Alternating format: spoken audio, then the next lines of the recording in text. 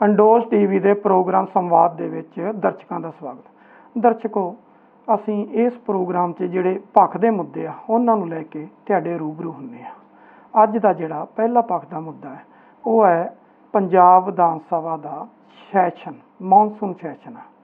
ਇਹ ਕੱਲ੍ਹ ਸ਼ੁਰੂ ਹੋਇਆ ਅਤੇ ਇਹ 5 ਦਿਨਾਂ ਸੈਸ਼ਨ ਰੱਖਿਆ ਗਿਆ ਅਤੇ ਪਹਿਲੇ ਦਿਨ ਜਿਹੜਾ ਉਹ ਜਿਹੜੇ ਕੋਈ 15 ਕੁ ਰਾਜਨੀਤਿਕ ਤੇ ਹੋਰ ਸ਼ਖਸੀਅਤਾਂ ਸੀ ਉਹਨਾਂ ਨੂੰ ਸ਼ਰਧਾਂਜਲੀ ਦੇਣ ਤੋਂ ਬਾਅਦ ਉਠਾ ਦਿੱਤਾ ਗਿਆ। ਅਗਲੇ 2 ਦਿਨ ਜਿਹੜੀ ਆ ਉਹ ਅੱਜ ਤੇ ਕੱਲ੍ਹ ਇਹ ਛੁੱਟੀ ਹੈ, ਸ਼ਨੀਚਰਵਾਰ ਤੇ ਐਤਵਾਰ, ਤੇ ਸੋਮ ਤੇ ਮੰਗਲਵਾਰ 2 ਦਿਨ ਸੈਸ਼ਨ ਜਿਹੜਾ ਉਹ ਕੁੱਲ ਚੱਲੇਗਾ। ਆਪੋਜੀਸ਼ਨ ਨੇ ਬਹੁਤ ਵਾਹ-ਵੇਲਾ ਕੀਤਾ ਕਿ ਸੈਸ਼ਨ ਛੋਟਾ, ਸੈਸ਼ਨ ਵਧਾਇਆ ਜਾਵੇ, ਪਰ ਸਪੀਕਰ ਨੇ ਕਿਹਾ ਐਡਵਾਈਜ਼ਰੀ ਕਮੇਟੀ ਕੋਲ ਜਾਏਗਾ। ਐਡਵਾਈਜ਼ਰੀ ਕਮੇਟੀ ਨੇ ਵੀ ਕਹਿ ਦਿੱਤਾ ਕਿ ਨਹੀਂ, ਸੈਸ਼ਨ ਏਡਾ ਹੀ ਰਹੇਗਾ। ਨਾ ਤਾਂ ਆਮ ਆਦਮੀ ਪਾਰਟੀ ਦੀ ਸੁਣੀ ਗਈ ਅਤੇ ਨਾ ਹੀ ਅਕਾਲੀ ਦਲ ਦੀ, ਦੋਨੋਂ ਹੀ ਵਿਰੋਧੀ ਧਿਰ 'ਚ ਨੇ, ਦੋਨਾਂ ਦੀ ਵੀ ਨਹੀਂ ਸੁਣੀ ਗਈ। ਅਤੇ ਸੈਸ਼ਨ ਜਿਹੜਾ ਉਹ ਕੁੱਲ ਮਿਲਾ ਕੇ ਚੱਲੋ 5 ਤੇ 6 ਤਰੀਕ 2 ਦਿਨ ਚੱਲੇਗਾ ਅਤੇ 2 ਦਿਨ ਦੇ ਬਾਅਦ ਸੈਸ਼ਨ ਸਮਾਪਤ ਹੋ ਜਾਏਗਾ। ਇਹ ਅੱਜ ਪਹਿਲੀ ਵਾਰ ਨਹੀਂ ਹੋਇਆ। ਤਕਰੀਬਨ 1997 ਤੋਂ ਲੈ ਕੇ ਅੱਜ ਤੱਕ 15 ਸਾਲ ਅਕਾਲੀ ਦਲ ਦੀ ਸਰਕਾਰ ਰਹੀ ਅਤੇ ਤਕਰੀਬਨ ਹੁਣ 7.5 ਸਾਲ ਜਿਹੜੇ ਨੇ ਉਹ ਕਾਂਗਰਸ ਦੇ ਹੋ ਚੱਲੇ ਨੇ। 5 ਸਾਲ ਦਾ ਪਿਛਲਾ 2002 ਤੋਂ 2007 ਤੱਕ ਅਤੇ 2.5 ਸਾਲ ਦਾ ਹੁਣ ਦਾ ਪੀਰੀਅਡ ਜਿਹੜਾ ਇਹ ਹੋ ਚੁੱਕਿਆ। ਇਹ ਆਈ ਵਾਰ ਇਸੇ ਤਰ੍ਹਾਂ ਹੀ ਹੁੰਦਾ। ਜਿਹੜੀ ਆਪੋਜੀਸ਼ਨ 'ਚ ਬੈਠਦੇ ਨੇ ਉਹ ਹਮੇਸ਼ਾ ਵੱਡਾ ਸੈਸ਼ਨ ਕਰਨ ਦੀ ਮੰਗ ਕਰਦੇ ਨੇ, ਲੇਕਿਨ ਜਿਹੜੀ ਸੱਤਾਧਾਰੀ ਧਿਰ ਹੁੰਦੀ ਆ ਉਹ ਕੰਮ ਘੱਟ ਹੋਣ ਦਾ ਜਿਹੜਾ ਉਹ ਬਹਾਨਾ ਲਗਾ ਕੇ ਸੈਸ਼ਨ ਜਿਹੜਾ ਉਹਨੂੰ ਛੋਟਾ ਕਰ ਦਿੰਦੀ ਆ ਅਤੇ ਨਾਲ ਕਹਿ ਦਿੰਦੇ ਨੇ ਕਿ ਇਸ ਸੈਸ਼ਨ ਦਾ ਜਿਹੜਾ ਉਹ ਖਰਚ ਜਿਹੜਾ ਉਹ ਬਹੁਤ ਜ਼ਿਆਦਾ ਅਤੇ ਉਹ ਸੂਬਾ ਸਰਕਾਰ 'ਤੇ ਪਵੇਗਾ। ਹੁਣ ਸੋਚਣ ਵਾਲੀ ਗੱਲ ਤਾਂ ਇਹ ਆ ਕਿ ਜੇ 2 ਜਾਂ 2.5 ਦਿਨ ਦਾ ਸੈਸ਼ਨ ਕਰਨਾ ਸੀ ਅਤੇ ਸੋਮਵਾਰ, ਮੰਗਲਵਾਰ ਅਤੇ ਬੁੱਧਵਾਰ 'ਚ ਰੱਖ ਲਿਆ ਜਾਂਦਾ ਜਾਂ ਹੋਰ ਕੋਈ ਦਿਨ ਦੇਖ ਲਿਆ ਜਾਂਦਾ। ਜਿਹੜੀਆਂ 2 ਛੁੱਟੀਆਂ ਲਾਈਆਂ ਗਈਆਂ ਨੇ ਵਿੱਚ, ਇਹਦਾ ਵੀ ਜੋ TADA ਜਿਹੜਾ ਉਹ ਮਿਲੇਗਾ ਉਹ MLA ਅਤੇ ਸੰਬੰਧਿਤ ਮੰਤਰੀਆਂ ਨੂੰ, ਜਿਨ੍ਹਾਂ ਦੀ ਗਿਣਤੀ 117 ਜਿਹੜੇ ਵੀ ਵਿਧਾਨ ਸਭਾ 'ਚ ਹਾਜ਼ਰ ਹੋ ਗਏ, ਜਿੱਥੋਂ ਤੱਕ ਉਮੀਦ ਆ ਕਿ 100 ਜਿਹੜੇ ਆ ਉਹ 11 ਜਾਂ 12 ਹਾਜ਼ਰ ਹੋਣਗੇ। 11 ਦੀ ਉਮੀਦ ਜ਼ਿਆਦਾ ਆ, ਬਾਕੀ ਸ਼ਾਇਦ ਨਾ ਹਾਜ਼ਰ ਹੋਣ। ਹੁਣ ਉਹ ਜਿੰਨੇ ਹਾਜ਼ਰ ਹੋ ਗਏ, ਇਹ ਸਾਰਿਆਂ ਦਾ ਖਰਚਾ ਜਿਹੜਾ ਉਹ ਸਾਰੇ ਦਾ ਸਾਰਾ ਸੂਬਾ ਸਰਕਾਰ ਦੇ ਉੱਪਰ, ਮਤਲਬ ਪਬਲਿਕ 'ਤੇ ਪਵੇਗਾ। ਸੂਬਾ ਸਰਕਾਰ ਨੇ ਆਪਣੀ ਜੇਬ 'ਚੋਂ ਨਹੀਂ ਦੇਣਾ। ਜੋ ਟੈਕਸ ਪਬਲਿਕ ਦਾ ਕੱਟਿਆ ਜਾਂਦਾ ਇਹ ਉਹਦੇ 'ਚ ਜਾਣਾ, ਅਤੇ ਇਹ ਨਿਰੰਤਰ ਇਸੇ ਤਰ੍ਹਾਂ ਚੱਲਦਾ ਆ ਰਿਹਾ। ਜੇ ਹਮੇਸ਼ਾ ਇੱਕ ਦੋਸ਼ ਆਪੋਜੀਸ਼ਨ ਲਾਉਂਦੀ ਆ ਕਿ ਵੀਰਵਾਰ ਦਾ ਦਿਨ ਜਿਹੜਾ ਉਹ ਛੋਟਾ ਸੈਸ਼ਨ ਜਿਹੜਾ ਉਹਦੇ 'ਚ ਕਦੀ ਵੀ ਨਹੀਂ ਰੱਖਿਆ ਜਾਂਦਾ, ਕਿਉਂਕਿ ਵੀਰਵਾਰ ਦਾ ਦਿਨ ਜਿਹੜਾ ਉਹ ਕਾਨੂੰਨ ਦੇ ਮੁਤਾਬਕ ਜਿਹੜਾ ਉਹ ਆਪੋਜੀਸ਼ਨ ਜਿਹੜੀ ਆ ਉਹਦਾ ਹੁੰਦਾ। ਉਸ ਦਿਨ ਆਪੋਜੀਸ਼ਨ ਨੇ ਸਾਰੇ ਮੁੱਦੇ ਚੱਕਣੇ ਹੁੰਦੇ। ਸੱਤਾਧਾਰੀ ਧਿਰ ਜਿਹੜੀ ਆ ਉਸ ਦਿਨ ਕੋਈ ਵੀ ਮੁੱਦਾ ਜਿਹੜਾ ਉਹ ਵਿਧਾਨ ਸਭਾ 'ਚ ਨਹੀਂ ਲੈ ਕੇ ਆ ਸਕਦੀ। ਤਾਂ ਜਾਣ ਬੁੱਝ ਕੇ ਵੀਰਵਾਰ ਨੂੰ ਪਿੱਛੇ ਰੱਖ ਕੇ ਸ਼ੁੱਕਰਵਾਰ ਜਿਹੜਾ ਉਹ ਸ਼ੁਰੂ ਕੀਤਾ ਗਿਆ ਅਤੇ ਸ਼ੁੱਕਰਵਾਰ ਦਾ ਦਿਨ ਜਿਹੜਾ ਉਹ ਸ਼ਰਧਾਂਜਲੀਆਂ ਦੇ ਕੇ ਸੈਸ਼ਨ ਜਿਹੜਾ ਉਠਾ ਦਿੱਤਾ ਗਿਆ ਅਤੇ ਸ਼ਨੀਚਰ ਐਤਵਾਰ ਦੇ ਜਿਹੜੀ ਉਹ ਛੁੱਟੀ ਕਰ ਦਿੱਤੀ ਗਈ। ਅਤੇ ਹੁਣ ਸੋਮਵਾਰ ਅਤੇ ਮੰਗਲਵਾਰ 2 ਦਿਨ ਦੇ ਵਿੱਚ ਕਿੰਨੇ ਕੁ ਮੁੱਦੇ ਚੱਕੇ ਜਾਣੇ ਨੇ, ਕੀ ਕੁਛ ਹੋਣਾ, ਉਹ ਵੱਖਰੀ ਗੱਲ ਆ। ਉਹਦੇ ਵਿੱਚ ਜਿਹੜੀ ਆਪੋਜੀਸ਼ਨ ਆ ਉਹ ਵੀ ਸਫਲ ਹੁੰਦੀ ਆ ਜਾਂ ਅਸਫਲ ਹੁੰਦੀ ਆ। ਵੱਡੀ ਗੱਲ ਜਿਹੜੀ ਇਹ ਸੈਸ਼ਨ 'ਚ ਪਹਿਲੇ ਦਿਨ ਹੋਈ ਆ ਉਹ ਹੋਈ ਆ ਕਿ ਅਕਾਲੀ ਦਲ ਅਤੇ ਆਮ ਆਦਮੀ ਪਾਰਟੀ ਵੱਲੋਂ ਜਿਹੜਾ ਇੱਕ ਪਹਿਲਾਂ ਏਜੰਡੇ 'ਤੇ ਨਹੀਂ ਸੀ, ਉਹ ਨਾਮ ਜਿਹੜਾ ਸੀ ਉਹ ਫਤਿਹਵੀਰ ਸਿੰਘ ਦਾ ਸੀਗਾ, ਜਿਹੜਾ ਕਿ ਅੱਜ ਤੋਂ ਤਕਰੀਬਨ 2.5 ਮਹੀਨੇ ਪਹਿਲਾਂ ਬੋਰਵੈਲ ਦੇ ਵਿੱਚ ਜਿਹੜਾ ਉਹ ਡਿੱਗ ਗਿਆ ਸੀ ਅਤੇ ਉਹਦੀ ਮੌਤ ਹੋ ਗਈ ਸੀ। ਉਹਦਾ ਜਿਹੜਾ ਉਹਨੂੰ ਸ਼ਰਧਾਂਜਲੀ ਜਿਹੜੀ ਉਹ ਵਿਧਾਨ ਸਭਾ 'ਚ ਦਿੱਤੀ ਗਈ। ਉਹ ਆਮ ਆਦਮੀ ਪਾਰਟੀ ਅਤੇ ਅਕਾਲੀ ਦਲ ਦੋਵਾਂ ਦੀ ਮੰਗ ਸੀਗੀ, ਦੋਨਾਂ ਦੀ ਮੰਗ ਦੇ ਉੱਤੇ ਉਹ ਸ਼ਰਧਾਂਜਲੀ ਜਿਹੜੀ ਉਹਨੂੰ ਭੇਟ ਕੀਤੀ ਗਈ ਆ। ਹੁਣ ਸਵਾਲ ਇਹ ਆ, ਕਾਂਗਰਸ ਦੇ ਕੋਲ ਕੁੱਲ 78 MLA ਨੇ। 78 ਦੇ ਵਿੱਚੋਂ ਇੱਕ ਸਪੀਕਰ, ਇੱਕ ਡਿਪਟੀ ਸਪੀਕਰ, ਜਿਹੜੇ ਕਿ ਇਸ ਪੂਰੀ ਬਹਿਸ ਦੇ ਵਿੱਚ ਜਿਹੜਾ ਹਿੱਸਾ ਨਹੀਂ ਲੈ ਸਕਣਗੇ। ਸਪੀਕਰ ਅਤੇ ਡਿਪਟੀ ਸਪੀਕਰ ਨੇ ਪੂਰੀ ਵਿਧਾਨ ਸਭਾ ਦੀ ਜਿਹੜੀ ਉਹ ਕਾਰਵਾਈ ਚਲਾਉਣੀ ਹੈ ਅਤੇ ਨਵਜੋਤ ਸਿੰਘ ਸਿੱਧੂ ਇਸ ਪੂਰੇ ਸੈਸ਼ਨ ਤੋਂ ਜਿਹੜਾ, ਜਿਸ ਤਰ੍ਹਾਂ ਕਿ ਅਸੀਂ ਪਹਿਲਾਂ ਹੀ ਕਿਹਾ ਸੀ ਕਿ ਉਹ ਇਸ ਸੈਸ਼ਨ 'ਚ ਨਹੀਂ ਆਉਣਗੇ, ਉਹਨਾਂ ਨੇ ਆਪਣੇ ਆਪ ਨੂੰ ਵੱਖ ਕੀਤਾ ਹੋਇਆ ਤਾਂ ਉਹ ਆਪਣੇ ਘਰ ਅੰਮ੍ਰਿਤਸਰ ਬੈਠੇ ਨੇ, ਉਹ ਇਸ ਸੈਸ਼ਨ ਦੇ ਵਿੱਚ ਜਿਹੜਾ ਉਹ ਸ਼ਾਮਲ ਨਹੀਂ ਹੋਏ। ਅਕਾਲੀ ਦਲ 15 ਜਿੱਤ ਕੇ ਆਏ ਸੀ, ਇੱਕ MLA ਦੀ ਮੌਤ ਹੋ ਗਈ, ਉਹ ਬਾਅਦ ਦੇ ਵਿੱਚ ਕਾਂਗਰਸ ਉੱਥੋਂ ਉਹ ਸੀਟ ਜਿੱਤਣ 'ਚ ਸਫਲ ਹੋ ਗਈ, ਸ਼ਾਹਕੋਟ ਦੀ ਜਿਹੜੀ ਸੀ ਅਜੀਤ ਸਿੰਘ ਹਾੜ ਵਾਲੀ, ਅਤੇ ਉਸ ਤੋਂ ਬਾਅਦ ਉਹਨਾਂ ਕੋਲ 14 ਬਚੇ। 14 ਦੇ ਵਿੱਚੋਂ ਸੁਖਬੀਰ ਸਿੰਘ ਬਾਦਲ ਜਿਹੜਾ ਉਹ ਲੋਕ ਸਭਾ ਮੈਂਬਰ ਚੁਣਿਆ ਗਿਆ ਅਤੇ ਉਹਦੀ ਸੀਟ ਜਿਹੜੀ ਆ ਉਹ ਖਾਲੀ ਹੋ ਗਈ, ਉਹ ਅਸਤੀਫਾ ਦੇ ਚੁੱਕੇ ਨੇ। ਤੇ ਉਹਦੇ ਬਾਅਦ ਕੁੱਲ 13 ਬਚਦੇ ਸੀ। 13 ਦੇ ਵਿੱਚੋਂ ਪ੍ਰਕਾਸ਼ ਸਿੰਘ ਬਾਦਲ ਜਿਹੜੇ ਉਹ ਬਿਮਾਰੀ ਦਾ ਬਹਾਨਾ ਲਾ ਕੇ ਉਹ ਵੀ ਸੈਸ਼ਨ 'ਚ ਨਹੀਂ ਆ ਰਹੇ ਤੇ ਕੁੱਲ 12 ਐਮਐਲਏ ਨੇ। 12 ਐਮਐਲਏਆਂ ਦੀ ਕਮਾਂਡ ਜਿਹੜੀ ਹੈ ਉਹ ਤਕਰੀਬਨ ਕਹਿਣ ਨੂੰ ਭਾਵੇਂ ਪਰਮਿੰਦਰ ਸਿੰਘ ਢੀਂਡਸਾ ਨੂੰ ਕਹਿ ਰਹੇ ਨੇ, ਪਰ ਉਹ ਸਾਰੇ ਦਾ ਸਾਰਾ ਜਿਹੜਾ ਉਹਦਾ ਇਸ ਵੇਲੇ ਜਿਹੜਾ ਕੈਪਟਨ ਬਣਿਆ ਹੋਇਆ ਉਹ ਵਿਕਰਮ ਸਿੰਘ ਮਜੀਠੀਆ ਬਣਿਆ ਹੋਇਆ। ਵਿਕਰਮ ਸਿੰਘ ਮਜੀਠੀਆ ਕੋਲ ਪੂਰੀ ਵਿਧਾਨ ਸਭਾ ਦੀ ਕਮਾਂਡ ਹੈ। ਹੁਣ ਦੇਖਣ ਵਾਲੀ ਗੱਲ ਇਹ ਆ, ਇੱਕ ਬੰਨੇ 75 ਨੇ ਤੇ ਇਹ 12 ਜਿਹੜੇ ਉਹਦਾ ਕਿੱਦਾਂ ਮੁਕਾਬਲਾ ਕਰਦੇ ਨੇ। ਬੀਜੇਪੀ ਕੋਲੇ 3 ਸੀ ਤੇ ਇੱਕ ਸੋਮ ਪ੍ਰਕਾਸ਼ ਜਿਹੜੇ ਨੇ ਫਗਵਾੜੇ ਤੋਂ ਐਮਐਲਏ ਸੀ, ਉਹ ਹੁਸ਼ਿਆਰਪੁਰ ਤੋਂ ਮੈਂਬਰ ਆਫ ਪਾਰਲੀਮੈਂਟ ਬਣ ਗਏ ਤੇ ਉਹਨਾਂ ਨੇ ਅਸਤੀਫਾ ਦੇ ਦਿੱਤਾ ਤੇ ਉਹ ਕੇਂਦਰ 'ਚ ਵਜ਼ੀਰ ਬਣ ਗਏ। ਉਹਨਾਂ ਵਾਲੀ ਸੀਟ ਖਾਲੀ ਹੈ ਤੇ 2 ਐਮਐਲਏ ਇਹਨਾਂ ਦੇ ਕੋਲੇ ਜਿਹੜੇ ਉਹ ਬੀਜੇਪੀ ਦੇ ਨੇ। ਹੁਣ ਕੁੱਲ 14 ਦੇ ਨਾਲ ਇਹਨਾਂ ਨੇ ਲੜਾਈ ਲੜਨੀ ਪੂਰੀ ਵਿਧਾਨ ਸਭਾ 'ਚ। ਔਰ ਵੱਡੀ ਗੱਲ ਦਰਸ਼ਕੋ ਇਹ ਆ, ਆਮ ਆਦਮੀ ਪਾਰਟੀ ਜਿਹਦੇ ਲਈ 2017 ਤੋਂ ਬਾਅਦ ਇੱਕ ਆਮ ਜੀ ਪ੍ਰਥਾ ਚੱਲ ਪਈ ਸੀ ਕਿ ਆਮ ਆਦਮੀ ਪਾਰਟੀ ਜਿਹੜੀ ਆ ਉਹ ਤੀਲਾ ਹੋ ਗਈ। ਪਰ ਜੇ ਅੱਜ ਅਸੀਂ ਦੇਖੀਏ ਉਹ ਤੀਲਾ ਨਹੀਂ, ਉਹ ਤਾਂ ਧਾਗਾ ਹੋਈ ਪਈ ਆ। 20 ਮੈਂਬਰ ਸੀ, 20 ਮੈਂਬਰਾਂ 'ਚ ਸਭ ਤੋਂ ਪਹਿਲਾਂ ਹਰਵਿੰਦਰ ਸਿੰਘ ਫੂਲਕਾ ਅਸਤੀਫਾ ਦੇ ਚੁੱਕੇ। ਪਿਛਲੇ ਤਕਰੀਬਨ ਪਿਛਲੇ ਅਗਸਤ ਜਿਹੜਾ ਸੈਸ਼ਨ ਲੰਘ ਕੇ ਗਿਆ ਵਾ, ਉਹ ਉਸ ਟਾਈਮ ਦੇ ਉੱਤੇ ਉਹਨਾਂ ਨੂੰ ਪਿਛਲੇ 6-7 ਮਹੀਨੇ ਹੋ ਗਏ, ਉਦੋਂ ਤੋਂ ਉਹ ਆਪਣਾ ਅਸਤੀਫਾ ਦੇ ਚੁੱਕੇ ਨੇ ਵਿਧਾਨ ਸਭਾ ਤੋਂ। ਲੇਕਿਨ ਅੱਜ ਤੱਕ ਉਹਦਾ ਅਸਤੀਫਾ ਜਿਹੜਾ ਉਹ ਮਨਜ਼ੂਰ ਨਹੀਂ ਕੀਤਾ ਗਿਆ। ਈਵਨ ਕਿ ਜਿਹੜਾ ਪਿੱਛੇ ਬਜਟ ਸੈਸ਼ਨ ਲੰਘ ਕੇ ਗਿਆ ਸੀ ਉਹਦੇ ਵਿੱਚ ਵੀ ਉਹ ਅਸਤੀਫਾ ਦੇਣ ਦੇ ਬਾਵਜੂਦ ਵੀ ਵਿਧਾਨ ਸਭਾ ਦੇ ਵਿੱਚ ਜਿਹੜਾ ਉਹ ਆ ਕੇ ਸ਼ਾਮਲ ਹੋਏ ਸੀਗੇ। ਹੁਣ ਦੇਖਣ ਵਾਲੀ ਗੱਲ ਆ ਕਿ ਇੰਨੇ ਲੰਬੇ ਸਮੇਂ ਤੋਂ ਅਸਤੀਫਾ ਦਿੱਤਾ, ਉਹਦਾ ਅਸਤੀਫਾ ਪੈਂਡਿੰਗ ਪਿਆ। 2 ਐਮਐਲਏ ਹੋਰ ਨੇ ਜਿਨ੍ਹਾਂ ਨੇ ਅਲੱਗ ਪਾਰਟੀ ਬਣਾਈ ਸੀ, ਉਹਨਾਂ 'ਚ ਸੁਖਪਾਲ ਸਿੰਘ ਖਹਿਰਾ ਤੇ ਮਾਸਟਰ ਬਲਦੇਵ ਸਿੰਘ। ਦੋਨੋਂ, ਇੱਕ ਨੇ ਫਰੀਦਕੋਟ ਤੋਂ, ਇੱਕ ਨੇ ਬਠਿੰਡਾ ਤੋਂ ਪਾਰਲੀਮੈਂਟ ਦੀ ਇਲੈਕਸ਼ਨ ਲੜੀ ਸੀ ਤੇ ਦੋ ਐਮਐਲਏ ਉਹ ਨੇ, ਕੁੱਲ 3 ਹੋ ਗਏ। ਤੇ 2 ਐਮਐਲਏ ਹੋਰ ਨੇ, ਉਹਨਾਂ 'ਚ ਨਾਜਰ ਸਿੰਘ ਮਾਨਸਾਹੀਆ ਮਾਨਸੇ ਤੋਂ ਤੇ ਅਮਰਜੀਤ ਸਿੰਘ ਸੰਦੋਵਾ ਰੋਪੜ ਤੋਂ। ਉਹ 2 ਜਣੇ ਐਮਐਲਏ ਤੋਂ ਅਸਤੀਫਾ ਦੇ ਕੇ ਕਾਂਗਰਸ ਪਾਰਟੀ ਜੁਆਇਨ ਕਰ ਚੁੱਕੇ ਨੇ। ਹੁਣ ਕੁੱਲ ਮਿਲਾ ਕੇ ਸਪੀਕਰ ਨੇ ਕਿਹਾ ਕਿ ਅਜੇ ਇਹਨਾਂ ਦਾ ਕਿਸੇ ਦਾ ਵੀ ਅਸਤੀਫਾ ਪੰਜਾਂ ਦਾ ਮਨਜ਼ੂਰ ਨਹੀਂ ਕੀਤਾ, ਇਸ ਕਰਕੇ ਇਹ ਜੇ ਸ਼ਾਮਲ ਹੋਣਾ ਚਾਹੁਣ ਤੇ ਇਹ ਸੈਸ਼ਨ 'ਚ ਸ਼ਾਮਲ ਹੋ ਸਕਦੇ ਨੇ। ਹੁਣ ਸਵਾਲ ਤਾਂ ਇਹ ਆ ਕਿ ਹਰਵਿੰਦਰ ਸਿੰਘ ਫੂਲਕਾ ਪਿਛਲੇ ਸਾਲ ਅਗਸਤ ਵਾਲੇ ਸੈਸ਼ਨ ਦੇ ਵਿੱਚ ਆ ਕੇ ਸ਼ਾਮਲ ਹੋ ਗਏ, ਜਦੋਂ ਕਿ ਉਹ ਅਸਤੀਫਾ ਦੇ ਚੁੱਕੇ ਸੀ।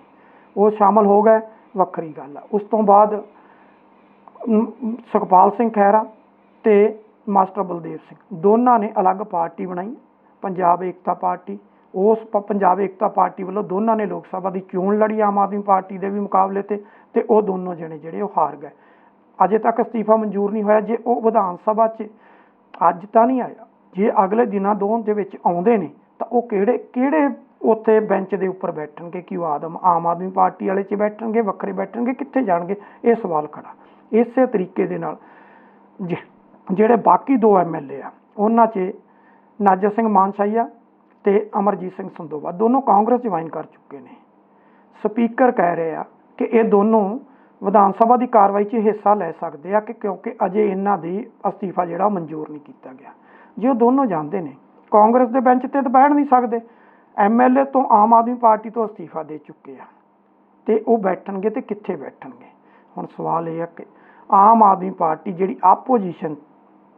ਆਪੋਜੀਸ਼ਨ ਦਾ ਲੀਡਰ ਆਮ ਆਦਮੀ ਪਾਰਟੀ ਦਾ, ਲੇਕਿਨ ਉਹਦੇ ਕੋਲ ਇਸ ਵਕਤ ਕੁੱਲ ਤਾਦਾਦ ਜਿਹੜੀ ਆ ਉਹ 11 ਦੀ ਬਚਦੀ ਆ। 4 ਐਮਐਲਏ ਹੋਰ ਨੇ ਜਿਹੜੇ ਆਮ ਆਦਮੀ ਪਾਰਟੀ ਨੂੰ ਛੱਡ ਗਏ ਸੀ, ਲੇਕਿਨ ਉਹਨਾਂ ਨੇ ਅਸਤੀਫਾ ਨਹੀਂ ਦਿੱਤਾ, ਨਾ ਹੀ ਉਹਨਾਂ ਨੂੰ ਪਾਰਟੀ 'ਚੋਂ ਕੱਢਿਆ ਗਿਆ। ਉਹਨਾਂ 'ਚ ਕੰਵਰ ਸੰਧੂ, ਉਹਨਾਂ ਦੇ ਵਿੱਚ ਜਗਤਾਰ ਸਿੰਘ ਜੱਗਾ ਤੇ ਉਹਨਾਂ ਦੇ ਵਿੱਚ ਇੱਕ ਹੈ ਪਿਰਮਲ ਸਿੰਘ ਭਦੌੜ ਤੇ ਇੱਕ ਹੈ ਜਗਦੇਵ ਸਿੰਘ ਕਮਾਲੂ ਮੋੜ ਤੋਂ। 4 ਐਮਐਲਏ ਨੇ, ਉਹਨਾਂ 4 ਨੇ ਵੱਖਰਾ ਗਰੁੱਪ ਬਣਾ ਲਿਆ। ਦਰਸ਼ਕੋ, 11 ਮਾਰਚ 2017 ਅੱਜ ਤੱਕ ਯਾਦ ਹੈ ਕਿ ਉਸ ਦਿਨ ਇੱਕ ਟੀਵੀ ਚੈਨਲ ਦੇ ਉੱਪਰ ਮੈਂ ਇਹ ਕਹਿ ਦਿੱਤਾ ਸੀ ਜਦੋਂ ਰਿਜ਼ਲਟ ਆ ਰਹੇ ਸੀ ਕਿ ਜੇ 20 ਦੇ ਉੱਪਰ ਰੁਕ ਗਏ ਤੇ ਅਗਲੇ 5 ਸਾਲਾਂ 'ਚ 20 ਦੇ 20 ਅਲੱਗ-ਅਲੱਗ ਪਾਰਟੀਆਂ 'ਚ ਚਲੇ ਜਾਣਗੇ। ਤੇ ਉਹ ਸ਼ਾਇਦ ਸੱਚ ਹੋਣ ਜਾ ਰਿਹਾ। ਅਜੇ 2.5 ਸਾਲ ਦਾ ਸਮਾਂ ਨਹੀਂ ਹੋਇਆ ਤੇ 11 ਬੱਚੇ ਨੇ 20 'ਚੋਂ ਤੇ ਬਾਕੀ ਸਾਰੇ ਜਿਹੜੇ ਉਹ ਪਾਰਟੀ ਤੋਂ ਕਿਨਾਰਾ ਕਰ ਚੁੱਕੇ। ਹੋ ਸਕਦਾ ਆਉਣ ਵਾਲੇ 2.5 ਸਾਲ ਜਿਹੜੇ ਬਾਕੀ ਦੇ ਬਚੇ ਆ ਉਹਦੇ ਵਿੱਚ ਇਹ 11 ਜਿਹੜੇ ਇਹ ਵੀ ਇੱਥੋਂ ਜਿਹੜਾ ਉਹ ਕਿਨਾਰਾ ਜਿਹੜਾ ਉਹ ਕਰ ਜਾਣ। ਹੁਣ ਸਵਾਲ ਖੜਾ ਹੁੰਦਾ ਕਿ 11 ਜਿਹੜੇ ਨੇ ਉਹ 11 ਉਹਨਾਂ 75 ਦਾ ਮੁਕਾਬਲਾ ਕਿਸ ਤਰ੍ਹਾਂ ਕਰਨਗੇ? ਦੂਸਰੇ ਬੰਨੇ ਅਕਾਲੀ ਦਲ ਆ, ਅਕਾਲੀ ਦਲ ਤੇ ਆਮ ਆਦਮੀ ਪਾਰਟੀ ਇੱਕ ਜਗ੍ਹਾ ਇਕੱਠੇ ਨਹੀਂ ਹੋ ਸਕਦੇ। ਉਹਨਾਂ ਕੋਲੇ 12 ਆਪਣੇ ਨੇ, 2 ਬੀਜੇਪੀ ਨੇ, ਉਹ 14 ਦੇ ਨਾਲ ਕਿੰਨੀ ਕੁ ਦੇਰ ਲੜਨਗੇ। ਉਹਦੇ 'ਚ ਬੋਲਣ ਵਾਲੇ ਕਿੰਨੇ ਕੁ ਸਪੋਕਸਮੈਨ ਨੇ ਜਿਹੜੇ ਸੱਤਾਧਾਰੀ ਧਿਰ ਹੈ ਜਿਹੜਾ ਉਹਦਾ ਮੁਕਾਬਲਾ ਕਰਨ। ਸ਼ਾਇਦ ਪਹਿਲਾਂ ਕੀ ਹੁੰਦਾ ਸੀ, ਸੈਸ਼ਨ ਤੋਂ ਪਹਿਲਾਂ ਜਿਹੜੀ ਸੱਤਾਧਾਰੀ ਧਿਰ ਸੀ ਉਹ ਸਾਰੇ CM ਸਾਰੇ ਦੇ ਸਾਰੇ ਜਿੰਨੇ MLA ਸੀ ਉਹਨਾਂ ਦੀ ਮੀਟਿੰਗ ਸੱਦਦੇ ਸੀ, ਮੰਤਰੀ ਵਿੱਚ ਉਹਦੇ ਸ਼ਾਮਲ ਹੁੰਦੇ ਸੀ ਤੇ ਰਣਨੀਤੀ ਬਣਾਈ ਜਾਂਦੀ ਸੀ। ਇਸ ਵਾਰ ਉਹ ਰਣਨੀਤੀ ਬਣੀ ਨਹੀਂ, ਸਿਰਫ ਕੇਵਲ ਤੇ ਕੇਵਲ ਇੱਕ ਮੰਤਰੀ ਬ੍ਰਹਮ ਮਹਿੰਦਰੇ ਨੇ, ਉਹਨੇ 4 ਹੋਰ ਮੰਤਰੀ ਆਪਣੇ ਘਰ ਸੱਦੇ, ਉਹਦੇ 'ਚ ਸਪੀਕਰ ਵਿਧਾਨ ਸਭਾ ਨੂੰ ਵੀ ਸੱਦਿਆ ਤੇ ਉੱਥੇ ਸ਼ਾਇਦ ਕੋਈ ਥੋੜ੍ਹੀ ਬਹੁਤੀ ਰਣਨੀਤੀ ਬਣੀ। ਸ਼ਾਇਦ ਕਿ ਸੱਤਾਧਾਰੀ ਧਿਰ ਨੂੰ ਇਹ ਲੱਗਿਆ ਕਿ ਇਹ ਜਿਹੜੀ ਆਪੋਜੀਸ਼ਨ ਆ ਇਹ ਸਾਡਾ ਮੁਕਾਬਲਾ ਕਰਨ ਦੇ ਕਾਬਿਲ ਹੀ ਨਹੀਂ, ਇਹ ਆਪਸ 'ਚ ਹੀ ਇੰਨੀ ਪਾੜੋ ਤਾੜ 'ਚ ਫਸੀ ਹੋਈ ਆ ਕਿ ਸਾਡਾ ਮੁਕਾਬਲਾ ਨਹੀਂ ਕਰ ਸਕਣਾ। ਇਸ ਕਰਕੇ ਸਾਨੂੰ ਇਹਨਾਂ ਤੋਂ ਬਹੁਤਾ ਜ਼ਿਆਦਾ ਜਿਹੜੀ ਆ ਉਹ ਖਤਰਾ ਨਹੀਂ ਹੈ ਤੇ ਇਸ ਕਰਕੇ ਉਹਨਾਂ ਨੇ ਆਪਣੇ MLA ਦੀ ਮੀਟਿੰਗ ਵੀ ਨਹੀਂ ਸੱਦੀ ਤੇ ਚੁੱਪ ਕਰਕੇ ਵਿਧਾਨ ਸਭਾ ਦਾ ਸੈਸ਼ਨ ਜਿਹੜਾ ਸੱਦ ਲਿਆ। ਹੁਣ ਗੱਲ ਇਹ ਆ ਕਿ ਇਹਦੇ ਵਿੱਚ ਕਿਹੜੇ ਮੁੱਦੇ ਨੇ ਜਿਹੜੇ ਭਾਰੂ ਰਹਿਣੇ ਨੇ, ਜਿਹੜੇ ਮੁੱਦੇ ਪੰਜਾਬ ਦੇ ਨਾਲ ਸੰਬੰਧਿਤ ਸੀ, ਜਿਨ੍ਹਾਂ ਦੇ ਉੱਪਰ ਜ਼ਿਆਦਾ ਫੋਕਸ ਕਰਨਾ ਆਉਣ ਵਾਲੇ ਸਮੇਂ 'ਚ। ਉਹਨਾਂ 'ਚੋਂ ਪਹਿਲਾ ਮੁੱਦਾ ਜਿਹੜਾ ਸੀ ਉਹ ਗੁਰੂ ਗ੍ਰੰਥ ਸਾਹਿਬ ਜੀ ਦੀ ਬੇਅਦਬੀ ਦਾ ਸੀ। ਗੁਰੂ ਗ੍ਰੰਥ ਸਾਹਿਬ ਦੀ ਬੇਅਦਬੀ ਦਾ ਜਿਹੜੇ 3 ਇੰਸੀਡੈਂਟ ਸੀ, ਜਿਹਦੇ ਵਿੱਚ ਬੁਰਜ ਜਵਾਹਰ ਸਿੰਘ ਵਾਲਾ ਜਿੱਥੋਂ ਗੁਰੂ ਗ੍ਰੰਥ ਸਾਹਿਬ ਦੇ ਸਰੂਪ ਚੋਰੀ ਹੁੰਦੇ ਨੇ, ਉਹਦੇ ਬਾਅਦ ਧਮਕੀ ਭਰੇ ਪੱਤਰ ਜਿਹੜੇ ਨੇ ਉਹ ਬੁਰਜ ਜਵਾਹਰ ਸਿੰਘ ਵਾਲਾ ਤੇ ਬਰਗਾੜੀ 'ਚ ਲੱਗਦੇ ਨੇ, ਇੱਕ OFIR ਸੀ ਤੇ ਤੀਸਰੀ ਸੀ ਜਦੋਂ ਅੰਗ ਫਾੜ ਕੇ ਜਿਹੜੇ ਆ ਉਹ ਬਾਈਬਲ ਕਲਾਂ ਤੇ ਬਰਗਾੜੀ ਦੋਨਾਂ ਦੇ ਵਿੱਚ ਖੰਡਾਏ ਜਾਂਦੇ। 3 FIR ਸੀ। ਉਹ ਤਿੰਨਾਂ ਨੂੰ CBI ਨੂੰ ਨਵੰਬਰ 2015 'ਚ ਸੌਂਪ ਦਿੱਤਾ। CBI ਉਹਦੇ ਤੇ ਕੋਈ ਕਾਰਵਾਈ ਨਾ ਕੀਤੀ। ਪੰਜਾਬ ਦੇ ਵਿੱਚ 3-4 ਘਟਨਾਵਾਂ ਹੋਰ ਸੀਗੀਆਂ ਜਿਹੜੀਆਂ ਮੱਲ ਕੇ ਔਰ ਭਗਤਾ ਗੁਰੂਸਰ ਤੇ ਇੱਕ ਬਾਘਾ ਪੁਰਾਣਾ, ਇਹ ਸੀ। ਉਹਨਾਂ ਦੇ ਲਈ ਇੱਕ ਰਣਬੀਰ ਸਿੰਘ ਖੱਟੜਾ ਦੀ ਅਗਵਾਈ 'ਚ ਸਪੈਸ਼ਲ ਇਨਵੈਸਟੀਗੇਸ਼ਨ ਟੀਮ ਬਣੀ ਹੋਈ ਸੀ। ਉਹਨਾਂ ਨੇ ਕੋਈ ਕਲੂ ਲੈ ਕੇ ਇਹਨਾਂ ਨੂੰ ਅਰੈਸਟ ਕਰਨਾ ਚਾਹਿਆ ਵੀ ਨਾਲ CBI ਵੀ ਸ਼ਾਮਲ ਸੀ। CBI ਦੀ ਇੱਕ DIG ਲੇਡੀ ਸ਼ਾਮਲ ਸੀ, ਲੇਕਿਨ ਉਹਨਾਂ ਨੇ ਸਾਰਾ ਕੁਝ ਕਰਕੇ ਸਭ ਕੁਝ ਦੇਖ ਕੇ ਉਹਦੇ ਬਾਅਦ ਜਿਸ ਤਰ੍ਹਾਂ ਪਿਛਲੇ ਦਿਨਾਂ ਦੇ ਵਿੱਚ ਆ ਕੇ CBI ਕੋਰਟ ਮੋਹਾਲੀ ਦੇ ਵਿੱਚ ਕਲੋਜ਼ਰ ਰਿਪੋਰਟ ਜਿਹੜੀ ਪੇਸ਼ ਕੀਤੀ ਆ, ਉਹਨੇ ਸਰਕਾਰ ਨੂੰ ਵੀ ਫਸਾਇਆ ਤੇ ਉਹਨੇ ਅਕਾਲੀ ਦਲ BJP ਨੂੰ ਵੀ ਫਸਾਇਆ। ਕਿਉਂਕਿ ਪਹਿਲਾ ਸਵਾਲ ਜਿਹੜਾ ਉਹ ਅਕਾਲੀ ਦਲ ਤੇ BJP ਦੇ ਉੱਪਰ ਉੱਠਦਾ ਕਿ ਹੁਣ ਤੱਕ ਅਕਾਲੀ ਦਲ ਤੇ BJP ਇੱਕੋ ਕਹਿੰਦੇ ਸੀ ਕਿ CBI ਜਿਹੜਾ ਇਹ ਪਿੰਜਰੇ ਦਾ ਤੋਤਾ ਹੈ। ਇਹ ਸੁਪਰੀਮ ਕੋਰਟ ਦੀ ਇਹਦੇ ਉੱਪਰ ਇੱਕ ਟਿੱਪਣੀ ਆ ਕਿ ਇਹ CBI ਜਿਹੜੀ ਪਿੰਜਰੇ ਦਾ ਤੋਤਾ, ਜਿਸ ਤਰ੍ਹਾਂ ਕੇਂਦਰ ਸਰਕਾਰ ਚਾਹੁੰਦੀ ਆ ਉਸੇ ਤਰ੍ਹਾਂ ਇਹਨੂੰ ਵਰਤ ਲੈਂਦੀ ਆ। ਹੁਣ ਸਵਾਲ ਇਹ ਆ ਕਿ ਜੇ CBI ਪਿੰਜਰੇ ਦਾ ਤੋਤਾ ਤਾਂ ਫਿਰ ਕੇਂਦਰ ਸਰਕਾਰ ਦੇ ਇਸ਼ਾਰੇ ਤੋਂ ਬਗੈਰ ਕਿਵੇਂ ਕਲੋਜ਼ਰ ਰਿਪੋਰਟ ਜਿਹੜੀ ਆ ਉਹ ਪੇਸ਼ ਕਰ ਦਿੱਤੀ ਗਈ, ਜਿਹਦੇ ਵਿੱਚ ਇਹਨਾਂ ਜਿੰਨੇ ਵੀ ਉਹ 27 ਜਾਂ 28 ਮੁਲਜ਼ਮ ਸੀ ਉਹਦੇ ਵਿੱਚੋਂ ਉਹਨਾਂ ਨੇ 3 ਦੀ ਪੁੱਛਗਿੱਛ ਕੀਤੀ, ਬਾਕੀਆਂ ਦੀ ਪੁੱਛਗਿੱਛ ਕਰਨੀ ਵੀ ਉਹਨਾਂ ਨੇ ਜਿਹੜੀ ਉਹ ਮੁਨਾਸਬ ਨਹੀਂ ਸਮਝੀ। ਕੁੱਲ 28 ਸੀਗੇ। ਸਿਰਫ ਇਸ ਇੰਸੀਡੈਂਟ ਦੇ ਵਿੱਚ ਜਿਹੜਾ CBI ਨੂੰ ਚਾਹੀਦਾ ਸੀ, ਉਸ ਇੰਸੀਡੈਂਟ ਦੇ ਵਿੱਚ 3 ਕੇਸਾਂ 'ਚ 28 ਇਨਵੋਲਵ ਸੀ, ਜਿਸ 'ਚ 27 ਅਰੈਸਟ ਹੋ ਚੁੱਕੇ, 1 ਅਰੈਸਟ ਹੋਣਾ ਰਹਿੰਦਾ। ਜਿੱਥੋਂ ਤੱਕ ਮੱਲ ਕੇ ਗੁਰੂਸਰ ਭਗਤਾ ਤੇ ਆਪਣੇ ਦਾ ਬਾਘੇ ਪੁਰਾਣੇ ਦੇ ਕੇਸ ਸੀ, ਉਹਨਾਂ ਦੇ ਵਿੱਚ ਜਿਹੜੀ ਇਨਵੋਲਵਮੈਂਟ ਸੀ ਉਹ ਅਲੱਗ-ਅਲੱਗ ਲੋਕਾਂ ਦੀ ਹੋਰਨਾਂ ਦੀ ਸੀ। ਉਹ ਇਸ ਤੋਂ ਅਲੱਗ ਕੇਸ ਨੇ, ਉਹ special investigation team Ranbir Singh Khattra ਵਾਲੀ ਕੋਲ ਪਏ ਨੇ। ਹੁਣ ਸਵਾਲ ਇਹ ਆ ਕਿ ਜਦੋਂ ਇੰਨਾ ਕੁਝ ਜਿਹੜਾ ਸੀ ਉਹ ਹੋ ਚੁੱਕਿਆ ਸੀ, ਇੰਨੇ ਕੁਝ ਦੇ ਬਾਵਜੂਦ CBI ਉਸ ਇੰਟੈਰੋਗੇਸ਼ਨ 'ਚ ਸ਼ਾਮਲ ਸੀ ਤੇ ਕਿਵੇਂ ਆ ਕੇ ਕਲੋਜ਼ਰ ਰਿਪੋਰਟ ਜਿਹੜੀ ਉਹ ਪੇਸ਼ ਕਰ ਦਿੱਤੀ। ਇੱਕ ਬੰਨੇ ਅਕਾਲੀ ਦਲ ਤੇ BJP ਫਸੇ ਨੇ, ਦੂਜੇ ਪਾਸੇ ਸੂਬਾ ਸਰਕਾਰ ਫਸੀ ਆ। ਅਗਸਤ 2018 'ਚ ਇਸੇ ਹੀ ਵਿਧਾਨ ਸਭਾ ਨੇ ਇੱਕ ਮਤਾ ਵਿਧਾਨ ਸਭਾ 'ਚ ਲਿਆਂਦਾ ਕਿ ਇਹ ਕੇਸ ਜਿਹੜੇ ਨੇ ਇਹ CBI ਤੋਂ ਵਾਪਸ ਲਏ ਜਾਂਦੇ ਆ, ਲੇਕਿਨ ਵਾਪਸ ਲੈਣ ਲਈ ਕੋਈ ਕਾਰਵਾਈ ਨਹੀਂ ਕੀਤੀ, ਨਾ ਵਾਪਸ ਹੋਏ। ਹੁਣ ਮੁੱਖ ਮੰਤਰੀ ਨੇ 2 ਦਿਨ ਪਹਿਲਾਂ ਇੱਕ ਬਿਆਨ ਦੇ ਦਿੱਤਾ ਕਿ CBI ਇਹਦੇ ਤੇ ਦੁਬਾਰਾ ਇਨਵੈਸਟੀਗੇਸ਼ਨ ਕਰੇ ਔਰ ਪੰਜਾਬ ਦੇ ਇੱਕ ਸਿੱਟ ਬਣੀ ਸੀ ਜਿਹੜੀ ਵਿਧਾਨ ਸਭਾ ਨੇ ਬਣਾਈ ਸੀ ਜਸਟਿਸ ਰਣਜੀਤ ਸਿੰਘ ਕਮਿਸ਼ਨ ਦੀ ਰਿਪੋਰਟ ਦੇ ਉੱਪਰ ਬਹਿਸ ਹੋਣ ਤੋਂ ਬਾਅਦ ਉਹ DGP ਪ੍ਰਮੋਦ ਕੁਮਾਰ ਦੀ ਅਗਵਾਈ 'ਚ ਬਣੀ ਸੀ, ਜਿਹਨੇ ਜਿਹੜੇ 2 ਜਗ੍ਹਾ ਗੋਲੀ ਕਾਂਡ ਹੋਇਆ ਸੀਗਾ ਕੋਟਕਪੂਰਾ ਤੇ ਬਾਈਬਲ ਕਲਾਂ, ਉਹਨਾਂ 2 ਦੀ ਇਨਵੈਸਟੀਗੇਸ਼ਨ ਕਰਦੇ ਸੀ। ਉਸ ਟੀਮ ਦਾ ਜਿਹੜਾ ਮੁਖੀ ਆ ਪ੍ਰਮੋਦ ਕੁਮਾਰ, ਉਹਨਾਂ ਦੀ ਵੀ ਸਟੇਟਮੈਂਟ ਆਈ ਆ ਕਿ ਸਾਡੇ ਕੋਲ ਇੰਨਾ ਕੁਝ ਮਟੀਰੀਅਲ ਜਿਹੜਾ ਇਹਨਾਂ ਦੋਸ਼ੀਆਂ ਦੇ ਮਹਿੰਦਰਪਾਲ ਬਿੱਟੂ ਤੇ ਬਾਕੀਆਂ ਦੇ ਵਿਰੁੱਧ ਹੈਗਾ, ਲੇਕਿਨ ਉਹ CBI ਨੂੰ ਸਾਡੇ ਤੋਂ ਲੈਣਾ ਚਾਹੀਦਾ। CBI ਨੇ ਨਹੀਂ ਲਿਆ, ਜਾਣ ਬੁੱਝ ਕੇ ਕਲੋਜ਼ਰ ਰਿਪੋਰਟ ਪੇਸ਼ ਕਰ ਦਿੱਤੀ।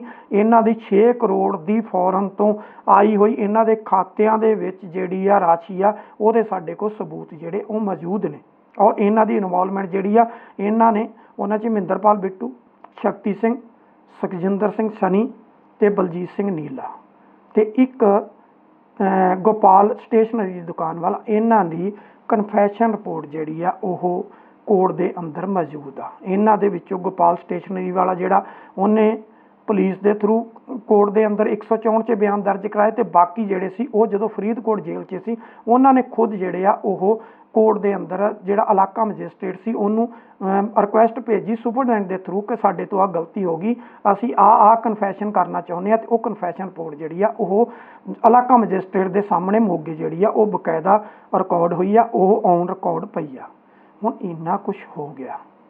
ਹੁਣ ਸਵਾਲ ਇਹ ਆ ਕਿ ਮੌਜੂਦਾ ਜਿਹੜਾ ਉਹ ਸਪੈਸ਼ਲ ਇਨਵੈਸਟੀਗੇਸ਼ਨ ਟੀਮ ਦਾ ਮੁਖੀ ਆ ਪ੍ਰਮੋਦ ਕੁਮਾਰ, ਉਹ ਕਹਿੰਦਾ ਕਿ CBI ਨੂੰ ਸਾਡੇ ਤੋਂ ਇਹ ਸਾਰਾ ਕੁਛ ਲੈਣਾ ਚਾਹੀਦਾ ਤੇ ਇਨਵੈਸਟੀਗੇਸ਼ਨ ਬੰਦ ਨਹੀਂ ਕਰਨੀ ਚਾਹੀਦੀ, ਔਰ ਮੁੱਖ ਮੰਤਰੀ ਵੀ ਕਹਿੰਦਾ ਬੰਦ ਨਹੀਂ ਕਰਨੀ ਚਾਹੀਦੀ।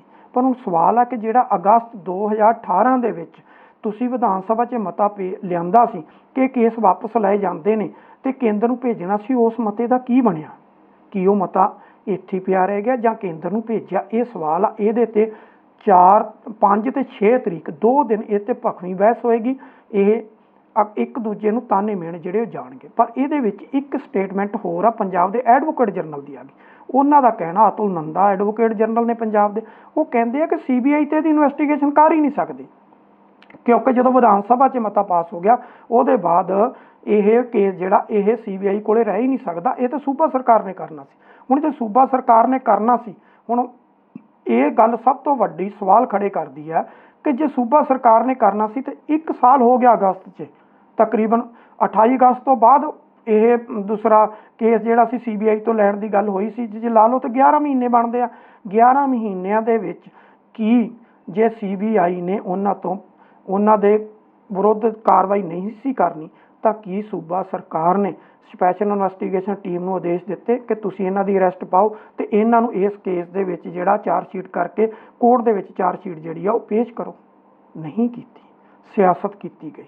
ਹੁਣ ਜਿਹੜਾ ਇਹ ਸੈਸ਼ਨ ਆ, ਇਹ ਸੈਸ਼ਨ ਦੇ ਵਿੱਚ ਇੱਕ ਬੰਨੇ ਅਕਾਲੀ ਦਲ ਤੇ BJP ਆ, ਉਹ ਸੂਬਾ ਸਰਕਾਰ ਨੂੰ ਘੇਰਨਗੇ ਕਿ ਤੁਸੀਂ ਕੁਛ ਨਹੀਂ ਕੀਤਾ। ਸੂਬਾ ਸਰਕਾਰ ਕਹੇਗੀ CBI ਜਿਹੜੀ ਆ ਉਹ ਕੇਂਦਰ ਦੇ ਅਧੀਨ ਆ ਤੇ ਤੁਸੀਂ ਕੇਂਦਰ ਦੇ ਵਿੱਚ ਭਾਈਵਾਲ ਹੋ। BJP ਦੀ ਸਰਕਾਰ ਆ, ਅਕਾਲੀ ਦਲ ਭਾਈਵਾਲ, ਅਕਾਲੀ ਦਲ ਦੇ ਉੱਥੇ ਹਰਸਿਮਰਤ ਕੌਰ ਕੇਂਦਰ 'ਚ ਮਿਨਿਸਟਰ ਨੇ। ਇਹ ਸਾਰਾ ਕੁਛ ਤੁਹਾਡੀ ਜਿਹੜਾ ਉਹ ਸਲਾਹ ਤੋਂ ਬਗੈਰ ਨਹੀਂ ਹੋ ਸਕਦਾ। ਹੁਣ ਸਵਾਲ ਇਹ ਆ ਕਿ ਇਹ ਗੁਰੂ ਗ੍ਰੰਥ ਸਾਹਿਬ ਜੀ ਦੀ ਬੇਅਦਬੀ 1984 ਆਪਰੇਸ਼ਨ ਬਲੂ ਸਟਾਰ ਤੇ 1984 ਦੇ ਨਵੰਬਰ ਦੇ ਕਤਲੇਆਮ ਦੇ ਤਰ੍ਹਾਂ ਇਸੇ ਤਰ੍ਹਾਂ ਹੀ ਇਨਸਾਫ ਮਿਲੇਗਾ ਜਾਂ ਇਸੇ ਤਰ੍ਹਾਂ ਹੀ ਉਲਝਦਾ ਰਹੇਗਾ? ਇਹ ਮੁੱਦਾ ਜਿਹੜਾ ਇਹ 2 ਦਿਨ 5 ਤੇ 6 ਤਰੀਕ ਨੂੰ ਸੋਮਵਾਰ ਤੇ ਮੰਗਲਵਾਰ 2 ਦਿਨ ਜਿਹੜਾ ਇਹ ਵਿਧਾਨ ਸਭਾ 'ਚ ਪੂਰਾ ਭਖੇਗਾ ਔਰ ਇਹਦੇ ਤੇ ਇੰਨੀ ਕੁ ਭਖਵੀਂ ਜਿਹੜੀ ਆ ਉਹ ਬਹਿਸ ਹੋਣ ਦੀ ਉਮੀਦ ਆ। ਹੁਣ ਦੇਖਣਾ ਇਹ ਆ ਕਿ ਸੱਤਾ ਧਿਰ ਜਿੱਤਦੀ ਆ ਕਿ ਆਪੋਜੀਸ਼ਨ ਜਿੱਤਦੀ ਆ, ਲੇਕਿਨ ਮੈਨੂੰ ਲੱਗਦਾ ਕਿ ਸ਼ਾਇਦ ਦੋਨੋਂ ਹੀ ਜਿੱਤਣ। ਪਰ ਜਿਹੜੀ ਪਬਲਿਕ ਜਿਹਦੀ ਗੁਰੂ ਗ੍ਰੰਥ ਸਾਹਿਬ 'ਚ ਅਥਾਹ ਜਿਹੜੀ ਆਸਥਾ ਸੀ ਉਹ ਕਿਤੇ ਨਾ ਕਿਤੇ ਹਾਰਦੀ ਦਿਖਾਈ ਦੇ ਰਹੀ ਆ ਕਿ ਉਹਨਾਂ ਨੂੰ ਜਿਹੜੀ ਇਨਸਾਫ ਦੀ ਉਮੀਦ ਸੀ ਉਹ ਕਿਤੇ ਦਿਖਾਈ ਨਹੀਂ ਦਿੱਤੀ। ਹੁਣ ਵੱਖ-ਵੱਖ ਸਪੈਸ਼ਲ ਇਨਵੈਸਟੀਗੇਸ਼ਨ ਟੀਮਾਂ ਦੇ ਜਿਹੜੇ ਮੁਖੀ ਨੇ ਉਹ ਕਹਿ ਰਹੇ ਨੇ, DGP ਕਹਿ ਰਿਹਾ, ਹੁਣ CM ਕਹਿ ਰਿਹਾ, ਜੇ ਤੁਸੀਂ ਉੱਥੋਂ ਇਨਕੁਆਰੀ ਵਾਪਸ ਲੈਣ ਦਾ ਵਿਧਾਨ ਸਭਾ 'ਚ ਮਤਾ ਪਾਸ ਕਰ ਦਿੱਤਾ ਤੇ ਤੁਹਾਡੀ ਸਪੈਸ਼ਲ ਇਨਵੈਸਟੀਗੇਸ਼ਨ ਟੀਮ ਕਿੱਥੇ ਸੀ? ਉਹਨੇ ਇਹਨਾਂ ਦੀ ਗ੍ਰਿਫਤਾਰੀ ਪਾ ਕੇ ਹੁਣ ਤੱਕ ਚਲਾਨ ਜਿਹੜੇ ਉਹ ਕੋਰਟ 'ਚ ਪੇਸ਼ ਕਿਉਂ ਨਹੀਂ ਕੀਤੇ? ਉਹ ਅੱਗੇ ਕਾਰਵਾਈ ਕਿਉਂ ਨਹੀਂ ਚੱਲੀ? ਹੁਣ ਤੱਕ ਕਿਉਂ ਲਟਕਾਇਆ ਗਿਆ? ਇਹ ਆਉਣ ਵਾਲੇ ਸਮੇਂ 'ਚ ਇਹਨਾਂ ਤੋਂ ਸਵਾਲ ਜਿਹੜੇ ਉਹ ਪੁੱਛੇ ਜਾਣਗੇ। ਅਗਲਾ ਜਿਹੜਾ ਦੂਸਰਾ ਮੁੱਦਾ ਜਿਹੜਾ ਉਹ ਆ ਪੰਜਾਬ ਦੇ ਪਾਣੀਆਂ ਨਾਲ ਸੰਬੰਧਿਤ ਹੈ। ਉਹ ਵੀ ਵਿਧਾਨ ਸਭਾ ਦੇ ਵਿੱਚ ਪੂਰੇ ਜ਼ੋਰ ਸ਼ੋਰ ਨਾਲ ਜਿਹੜਾ ਉਹ ਉੱਠਣਾ ਹੈ ਔਰ ਉਹਦਾ ਸਿਮਰਜੀਤ ਸਿੰਘ ਬੈਂਸ ਤਕਰੀਬਨ 25 ਲੱਖ ਪੰਜਾਬ ਦੇ ਲੋਕਾਂ ਦੇ ਸਿਗਨੇਚਰ ਕਰਵਾ ਕੇ, ਸਿਰਫ 2 ਭਰਾ ਨੇ ਲੋਕ ਇਨਸਾਫ ਪਾਰਟੀ ਦੇ, ਦੋਨੋਂ ਹੀ ਵਿਧਾਨ ਸਭਾ ਦੇ ਮੈਂਬਰ ਨੇ ਔਰ ਦੋਨੋਂ ਹੀ ਬਾਬਾਕੀ ਦੇ ਨਾਲ ਆਪਣੀ ਗੱਲ ਜਿਹੜੀ ਉਹ ਰੱਖਣ ਦੇ ਵਿੱਚ ਮਾਹਰ ਨੇ। 25 ਲੱਖ ਲੋਕਾਂ ਦੇ ਸਿਗਨੇਚਰ ਕਰਵਾ ਕੇ ਲਗਾਏ ਨੇ ਕਿ ਜਿਹੜਾ 2016 ਦੇ ਵਿੱਚ ਵਿਧਾਨ ਸਭਾ 'ਚ ਮਤਾ ਰੱਖਿਆ ਗਿਆ ਸੀ ਅਕਾਲੀ BJP ਦੀ ਸਰਕਾਰ ਵੇਲੇ ਕਿ ਰਾਜਸਥਾਨ ਤੇ ਹਰਿਆਣਾ ਤੇ ਦਿੱਲੀ ਜਿੰਨਾ ਸਾਡਾ ਪਾਣੀ ਵਰਤ ਰਹੇ ਨੇ ਉਹਦੀ ਜਿਹੜੀ ਕੀਮਤ ਅਸੀਂ ਉਹ ਵਸੂਲਣੀ ਆ ਤੇ ਇਹਨਾਂ ਤੋਂ ਵਸੂਲੀ ਜਾਏਗੀ। ਲੇਕਿਨ ਉਹ ਵਿਧਾਨ ਸਭਾ 'ਚ ਮਤਾ ਪਾਸ ਹੋ ਗਿਆ ਲੇਕਿਨ ਅੱਜ ਤੱਕ ਨਾ ਉਸ ਵੇਲੇ ਦੀ ਸਰਕਾਰ ਨੇ, ਨਾ 2.5 ਸਾਲ ਹੋ ਗਏ ਇਹ ਸਰਕਾਰ ਨੇ ਅੱਜ ਤੱਕ ਉੱਤੇ ਕੋਈ ਕਾਰਵਾਈ ਨਹੀਂ ਕੀਤੀ। ਹਾਂ, ਉਹ ਵੱਖਰੀ ਗੱਲ ਆ ਕਿ ਪਿਛਲੇ ਦਿਨੀ ਲੋਕ ਸਭਾ ਦੇ ਵਿੱਚ ਅਕਾਲੀ ਦਲ ਦਾ ਪ੍ਰਧਾਨ ਤੇ ਫਿਰੋਜ਼ਪੁਰ ਤੋਂ ਮੈਂਬਰ ਪਾਰਲੀਮੈਂਟ ਸੁਖਬੀਰ ਸਿੰਘ ਬਾਦਲ ਨੇ ਰਾਜਸਥਾਨ ਤੋਂ ਤਾਂ ਰਾਇਲਟੀ ਲੈਣ ਦੀ ਗੱਲ ਕੀਤੀ ਕਿਉਂਕਿ ਉੱਥੇ ਕਾਂਗਰਸ ਦੀ ਸਰਕਾਰ ਆ, ਲੇਕਿਨ ਹਰਿਆਣਾ ਨਾਲ ਲੱਗਦਾ ਸੂਬਾ ਜਿਹਦੇ ਵਿੱਚ ਬੀਜੇਪੀ ਦੀ ਸਰਕਾਰ ਆ, ਉਹਨਾਂ ਤੋਂ ਲੈਣ ਦੀ ਕੋਈ ਵੀ ਜਿਹੜੀ ਆ ਉਹ ਗੱਲ ਨਹੀਂ ਕੀਤੀ। ਔਰ ਵੱਡੀ ਗੱਲ ਆ ਕਿ ਦਿੱਲੀ ਤੋਂ ਜਿੰਨਾ ਦਿੱਲੀ ਨੂੰ ਪਾਣੀ ਮਿਲਦਾ ਉਹਦੀ ਕੀਮਤ ਜਿਹੜੀ ਹਰਿਆਣਾ ਵਸੂਲਦਾ, ਲੇਕਿਨ ਪੰਜਾਬ ਨੂੰ ਨਹੀਂ ਦਿੰਦੇ। ਔਰ ਉਧਰ ਰਾਜਸਥਾਨ ਉਹ ਨਹੀਂ। ਇਹ ਮੁੱਦਾ ਬਹੁਤ ਵੱਡੇ ਲੈਵਲ ਤੇ ਭਖੇਗਾ। ਔਰ ਦੂਸਰੀ ਤਲਵਾਰ ਜਿਹੜੀ ਸੂਬਾ ਸਰਕਾਰ ਤੇ ਲਟਕੀ ਹੋਈ ਸੀ, ਉਹ ਪਿਛਲੇ ਦਿਨੀ ਸੁਪਰੀਮ ਕੋਰਟ ਦਾ ਇੱਕ ਫੈਸਲਾ ਸੀ। ਸੁਪਰੀਮ ਕੋਰਟ ਨੇ ਕਿਹਾ ਕਿ 3 ਸਤੰਬਰ ਤੱਕ ਪੰਜਾਬ ਸਰਕਾਰ, ਹਰਿਆਣਾ ਸਰਕਾਰ ਤੇ ਕੇਂਦਰ ਸਰਕਾਰ ਤਿੰਨੋਂ ਮਿਲ ਬੈਠ ਕੇ ਇਹ ਫੈਸਲਾ ਕਰ ਲੈਣ ਕਿ ਜਿਹੜੀ SYL ਆ ਉਹ ਕਿੱਦਾਂ ਬਣਾਉਣੀ ਆ, ਤੇ SYL ਬਣਾਉਣ ਦੇ ਉੱਤੇ ਫੈਸਲਾ ਲਾਉਣ, ਤੇ SYL ਜਿਹੜੀ ਪੰਜਾਬ ਦੇ ਹਿੱਸੇ ਦੀ ਰਹਿੰਦੀ ਆ ਉਹਨੂੰ ਪੂਰੀ ਕਰਨ। ਹੁਣ ਸਵਾਲ ਇਹ ਆ ਕਿ 2016 ਮੁਤਾਬਕ ਇਹ ਜ਼ਮੀਨ ਜਿਹੜੀ ਆ ਪੰਜਾਬ ਦੇ ਕਿਸਾਨਾਂ ਨੂੰ ਵਾਪਸ ਕੀਤੀ ਜਾ ਚੁੱਕੀ ਆ। ਹੁਣ ਇਹ ਇੱਥੇ SYL ਬਣ ਸਕਦੀ ਕਿ ਨਹੀਂ? ਹੁਣ ਕੇਂਦਰ ਸਰਕਾਰ ਦੇ ਵਿੱਚ ਜਲ ਸਰੋਤ ਮੰਤਰੀ 2 ਨੇ। ਜਿਹੜਾ ਕੈਬਨਿਟ ਰੈਂਕ ਦਾ ਮੰਤਰੀ ਆ ਗਜਿੰਦਰ ਸਿੰਘ ਸ਼ੇਖਾਵਤ, ਉਹ ਰਾਜਸਥਾਨ ਨਾਲ ਸੰਬੰਧਿਤ ਆ, ਤੇ ਰਾਜਸਥਾਨ ਤੋਂ ਪੰਜਾਬ ਜਿਹੜਾ ਉਹ ਪਾਣੀ ਦੀ ਕੀਮਤ ਮੰਗ ਰਿਹਾ, ਤੇ ਕੇਂਦਰ ਦੇ ਵਿੱਚ ਮੰਤਰੀ ਜਿਹੜਾ ਪੂਰੇ ਇੰਡੀਆ ਦਾ ਇਸ ਡਿਪਾਰਟਮੈਂਟ ਦਾ ਮੰਤਰੀ ਆ, ਉਹ ਗਜਿੰਦਰ ਸਿੰਘ ਸ਼ੇਖਾਵਤ ਜਿਹੜਾ ਉਹ BJP ਦਾ ਰਾਜਸਥਾਨ ਤੋਂ ਜਿੱਤੇ MP ਆ ਤੇ ਕੇਂਦਰ 'ਚ ਵਜ਼ੀਰ ਆ। ਜਿਹੜਾ ਉੱਥੇ ਸਟੇਟ ਮਿਨਿਸਟਰ ਆ ਉਹ ਹਰਿਆਣੇ ਤੋਂ ਆ। ਦੇਖੋ, ਅਕਾਲੀ ਦਲ ਦੀ ਭਾਈਵਾਲੀ ਆ ਤੇ BJP ਦੀ ਸਰਕਾਰ ਨੇ ਕਿੱਡੀ ਚਲਾਕੀ ਕੀਤੀ ਕਿ 2 ਸਟੇਟਾਂ ਨੇ, ਦੋਨਾਂ ਸਟੇਟਾਂ ਦੇ ਨਾਲ ਪੰਜਾਬ ਦਾ ਜਿਹੜਾ ਉਹ ਪਾਣੀ ਦਾ ਡਿਸਪਿਊਟ ਆ, ਤੇ ਜਿਹੜਾ ਇਹ ਜਲ ਸਰੋਤ ਡਿਪਾਰਟਮੈਂਟ ਸੀਗਾ ਇਹਦਾ ਜਿਹੜਾ ਸੀਗਾ ਮੰਤਰੀ ਜਿਹੜਾ ਸੀਗਾ ਉਹ ਦੋਨੋਂ ਦੇ ਦੋਨੋਂ, ਇੱਕ ਸਟੇਟ ਮਿਨਿਸਟਰ ਹਰਿਆਣੇ ਤੋਂ ਬਣਾ ਦਿੱਤਾ ਗਿਆ ਤੇ ਕੈਬਨਿਟ ਮੰਤਰੀ ਜਿਹੜਾ ਸੀਗਾ ਉਹ ਰਾਜਸਥਾਨ ਤੋਂ ਬਣਾ ਦਿੱਤਾ ਗਿਆ। ਹੁਣ 2 ਦਿਨ ਪਹਿਲਾਂ ਲੋਕ ਸਭਾ ਦੇ ਵਿੱਚ ਇੱਕ ਬਿੱਲ ਲਿਆਂਦਾ ਗਿਆ ਜਿਹੜਾ 1956 ਦਾ ਸੀ, ਜਿਹੜਾ ਅੰਤਰਰਾਜੀ ਦਰਿਆਵਾਂ ਦੇ ਝਗੜੇ ਸੀ ਉਹਨੂੰ ਨਿਪਟਾਉਣ ਵਾਲਾ ਇੱਕ ਬਿੱਲ ਸੀਗਾ। ਉਹਦੇ ਵਿੱਚ ਨਵਾਂ ਬਿੱਲ ਲਿਆ ਕੇ 1956 ਦੇ ਕਾਨੂੰਨ ਦੇ ਵਿੱਚ ਸੋਧ ਕਰ ਦਿੱਤੀ ਗਈ।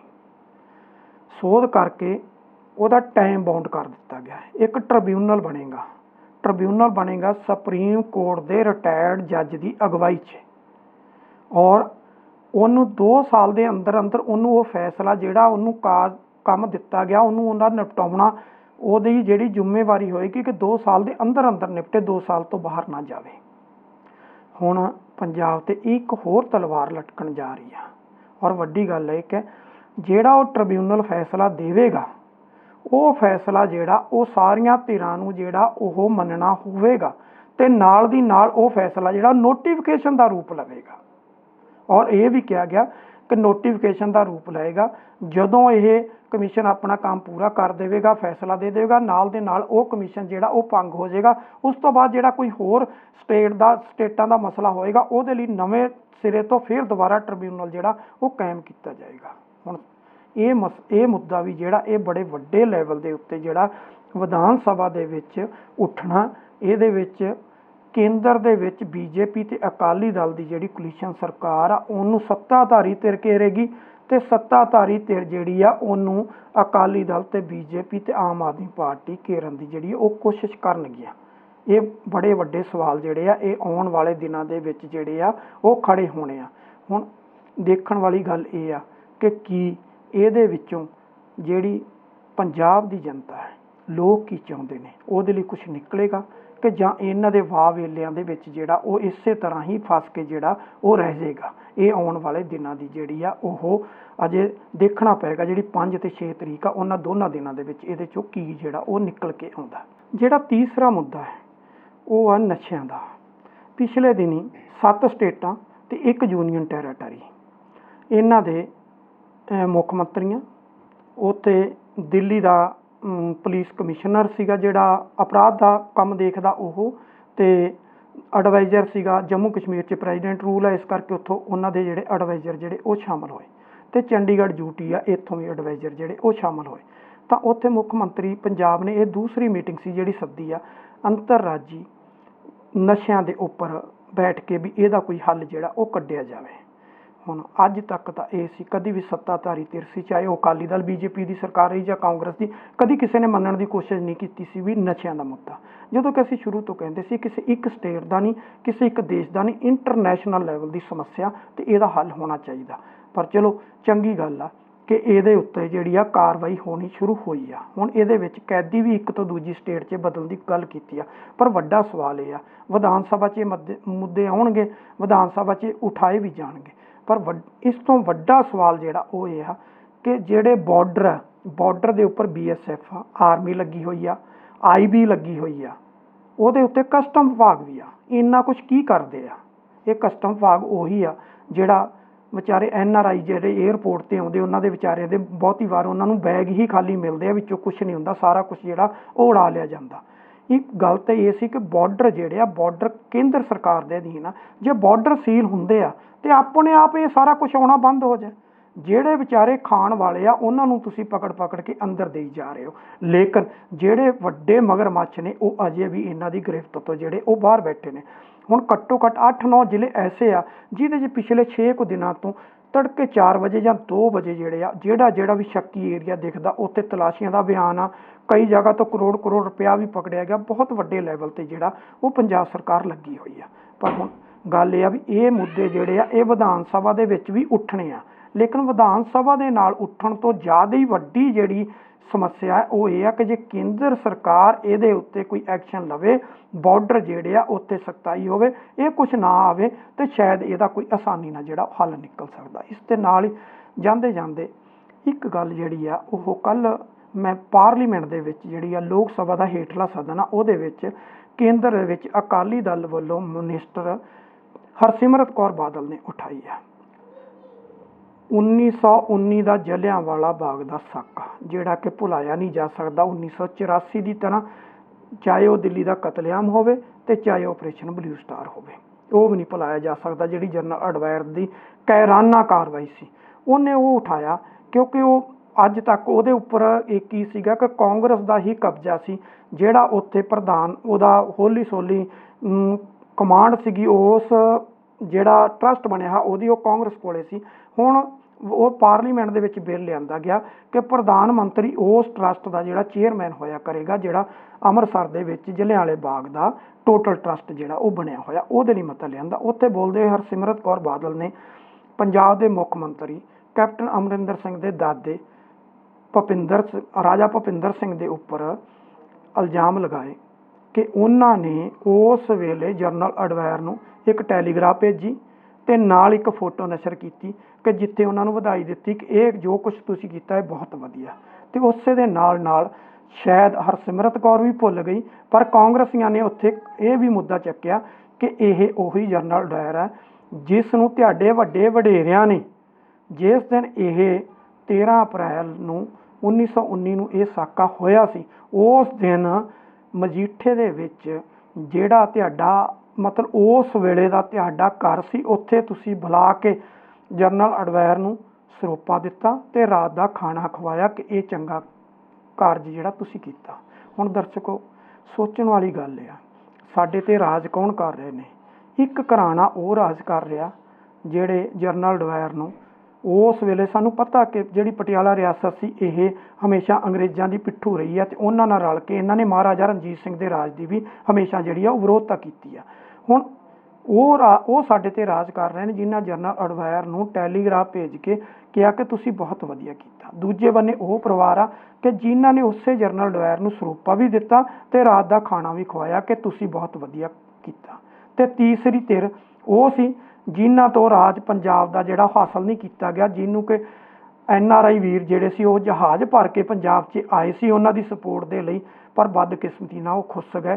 ਉਹ ਮੈਂ ਕਹਿੰਦਾ ਸ਼ਾਇਦ ਹੁਣ 3 ਧਿਰਾਂ ਸੀਗੀਆਂ, ਤਿੰਨੋਂ ਧਿਰਾਂ ਉਹ ਨੇ ਕਿ ਜਿਹਦੇ ਤੋਂ ਅਸੀਂ ਇਸ ਵੇਲੇ ਸਾਨੂੰ ਇਹ ਨਹੀਂ ਸਮਝ ਆ ਰਿਹਾ ਕਿ ਅਸੀਂ ਜਿਹੜੀਆਂ ਧਿਰਾਂ ਨੇ ਜਨਰਲ ਡਾਇਰ ਨੂੰ ਸਰੋਪੇ ਦਿੱਤੇ, ਜਨਰਲ ਡਾਇਰ ਨੂੰ ਟੈਲੀਗ੍ਰਾਫ ਦੇ ਕੇ ਪ੍ਰਸ਼ੰਸਾ ਕੀਤੀ, ਉਹਨਾਂ ਨਾਲ ਖੜੇ ਹੋ ਕੇ ਫੋਟੋਆਂ ਖਿਚਾਈਆਂ, ਉਹਨਾਂ ਨੂੰ ਰਾਤ ਦੇ ਖਾਣੇ ਖਵਾਏ, ਕਿ ਜਾਂ ਜਿਹੜੇ ਪੰਜਾਬ ਸਾਰਾ 2014 ਤੋਂ ਲੁੱਟਣਾ ਸ਼ੁਰੂ ਕੀਤਾ ਸੀ ਤੇ 2017 ਤੋਂ ਬਾਅਦ ਲੁੱਟ ਕੇ ਤੇ ਇਸ ਵੇਲੇ ਧਾਗਾ ਹੋ ਕੇ ਪੂਰੀ ਵਿਧਾਨ ਸਭਾ 'ਚ ਖਿਲਰੇ ਬੈਠੇ ਆ। ਤਿੰਨਾਂ ਤੋਂ ਜਿਹੜਾ ਉਹ ਕਿਹਦੇ ਤੇ ਵਿਸ਼ਵਾਸ ਕਰੀਏ? NRI ਜਿਨ੍ਹਾਂ ਦੀ ਸਪੋਰਟ ਤੇ ਆਏ ਸੀ, ਅਸੀਂ NRI ਤੇ ਯਕੀਨ ਕਰਕੇ ਉਹਨਾਂ ਦੇ ਮਗਰ ਚੱਲੀਏ ਕਿ ਜਾਂ ਜਿਹੜੀਆਂ ਦੋ ਧਿਰਾਂ ਇੱਥੇ ਬੈਠੀਆਂ ਨੇ ਜਿਹੜੀਆਂ ਪਹਿਲਾਂ ਦੀ ਤਰ੍ਹਾਂ ਲੁੱਟਦੀਆਂ ਨੇ ਉਹਨਾਂ ਤੋਂ ਲੁੱਟਦੇ ਰਹੀਏ। ਸੋ ਦਰਸ਼ਕੋ, ਅੱਜ ਲਈ ਇੰਨਾ ਹੀ। ਅਗਲੀ ਵਾਰ ਕਿਸੇ ਹੋਰ ਨਵੇਂ ਮੁੱਦੇ ਨੂੰ ਲੈ ਕੇ ਫਿਰ ਤੁਹਾਡੇ ਰੂਬਰੂ ਹੋਵਾਂਗੇ। ਹੁਣ ਮੈਨੂੰ ਦਿਓ ਇਜਾਜ਼ਤ। ਸਤਿ ਸ਼੍ਰੀ ਅਕਾਲ।